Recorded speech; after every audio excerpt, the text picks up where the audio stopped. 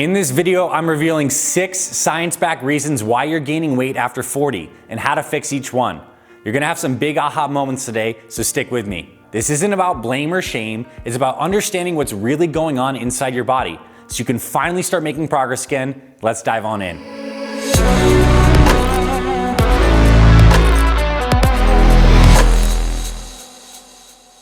The number one silent saboteur: you're eating more than you think. Studies show that most people underestimate their calorie intake by up to 45%. Think about that healthy salad from a restaurant. Add in the dressing, cheese, nuts, croutons, and boom, that light lunch salad is now over 1,000 calories.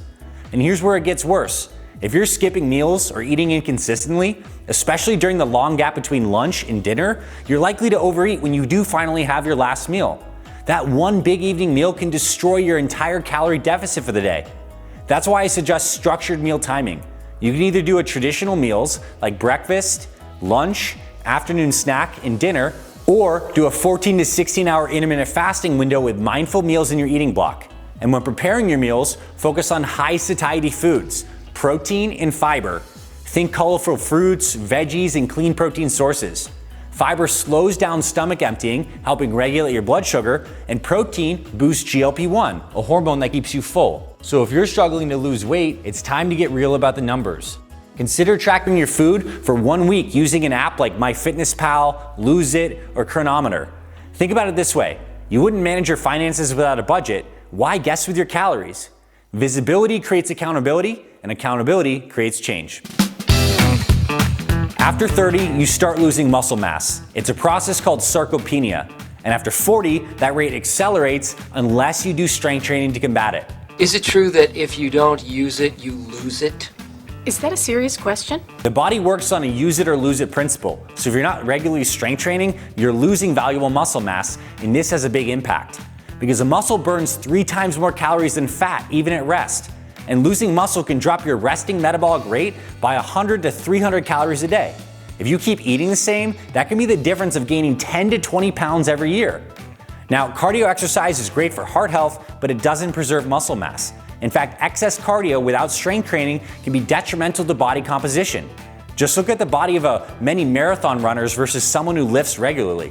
Now, I'm a fan of cardio. I just prefer to incorporate it into strength training through a method called metabolic resistance training. It's the foundation of my Fit Father and Fit Mother programs.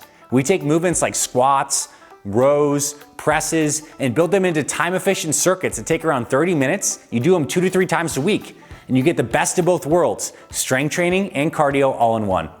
To support muscle, especially if you're losing weight in a calorie deficit, aim for a higher protein diet. I recommend 0.75 grams per pound of body weight or 1.65 grams per kg. Use your goal weight for this if you're overweight. For a 180-pound person, that's around 130 grams per day. It's not excessive, it's essential. Also, consider taking creatine monohydrate, 5 grams per day. It helps maintain muscle mass, boosts strength, reduce fall risk, and even supports brain health in older adults. Want a sample of how to start all of this? Grab my free 1-week plan linked in the description below, and I'll walk you through everything step by step in a simple plan designed for busy parents over 40. Now, let's talk about sleep. Just 1 night of poor sleep, defined by 4 hours of sleep, drops your insulin sensitivity by 25% and increases ghrelin, your hunger hormone, by 24%. That means more cravings, more snacking, and more belly fat. But here's another big one. Eating too late at night can also disrupt your sleep.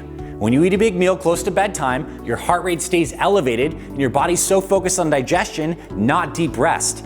So I actually suggest having your last big meal at least 4 hours before going to bed to preserve sleep quality. And this is even more important if you're strength training, because deep sleep mostly happens in the first half of the night. This is when your body's repairing tissue and building muscle. And if you're missing on deep sleep, you're missing out on results and gains. So try to eat dinner earlier and prioritize sleep like your fat loss and recovery depend on it, because they literally do.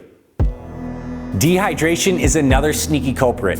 Research shows that even mild dehydration can reduce fat burning by impairing liver metabolism and harming mitochondrial function. Plus, thirst often disguises itself as hunger, and many people snack when your body really just needs water. And many people also turn to sugary drinks because they're dehydrated, which spikes blood sugar and creates a roller coaster of more cravings. So drink more water, especially in the morning. It not only supports fat burning, it gives you more energy and helps you stay full throughout the day. Here are some of my favorite hydration tips. Rehydrate in the morning, 16 to 32 ounces, which is 500 to 1,000 mLs. For your daily water intake goal, take your body weight in pounds, divide that by 2. Or take your weight in kilograms, multiply by 32, that's the amount in milliliters. Drink before meals or on an empty stomach, not immediately after meals. Hydrate around your workouts, taper off your water after dinner, and carry a big water bottle. It's one of the easiest ways to stay consistent. To all my water bottle people out there, comment below. I know you're watching and I know you love your big ass water bottle. Here's the bottom line. Water is fuel for life on this planet. And inside your body, your metabolism, your energy, and your fat burning all depend on your hydration, so take this seriously. Stress hits you where it hurts, your midsection. Cortisol, your body's main stress hormone, plays a critical role in your survival. But when it stays elevated for too long, it wreaks havoc on your metabolism and your body fat. Chronic stress causes increased appetite, especially for sugary and salty foods, which is a survival response. It also increases fat storage, especially visceral fat around the abdomen and your key vital organs, which creates inflammation. It creates insulin resistance, which increases your risk for almost every chronic disease, and chronic stress also chews through muscle by breaking down muscle tissue. Stress management is not just about chilling out, it's about training your nervous system to feel safe again. This is when fat burning and health can resume. Reflect on what helps you regulate your stress levels. Try some deep breathing, some walks in nature, reducing screen time, journaling, prayer or meditation, or even sauna or cold exposure. The key is finding what restores your calm, not just for your mind, but for your entire body and metabolism. Before I give you reason number 6, I want to invite you to take action now. I created a free 1-week reset plan to help you kickstart your fat loss, rebalance your hormones, and start feeling better fast. The link is below in the description. Grab it after this video, and I'm gonna show you a simple lifestyle that incorporates all this into a step-by-step plan, and I'll train you for an entire week for free. Even when you think you're eating healthy, ultra-processed foods can often sneak in. Seed oils, artificial sweeteners, and added sugars all confuse your brain's hunger signals and can create inflammation. 60% of the average adult's diet is now made up of these ultra-processed foods. That's not fuel, it's literally sabotaging your body and your metabolism. Start reading labels to understand what's really in your food. Some red flags to look for include vegetable oils like canola, soybean, or corn, high fructose corn syrup, maltodextrin, artificial sweeteners, and preservatives like BHA and sodium benzoate. A good rule of thumb is the great-grandmother test. If your great-grandmother wouldn't recognize it as a food, then don't eat it. Even better, stick to single ingredient foods like chicken, broccoli, eggs, blueberries, real food, the kind that doesn't need a label. And as parents, this matters even more because what you eat becomes what your kids learn. Teaching them to value real food is one of the most powerful gifts you can pass on to them for their long-term health.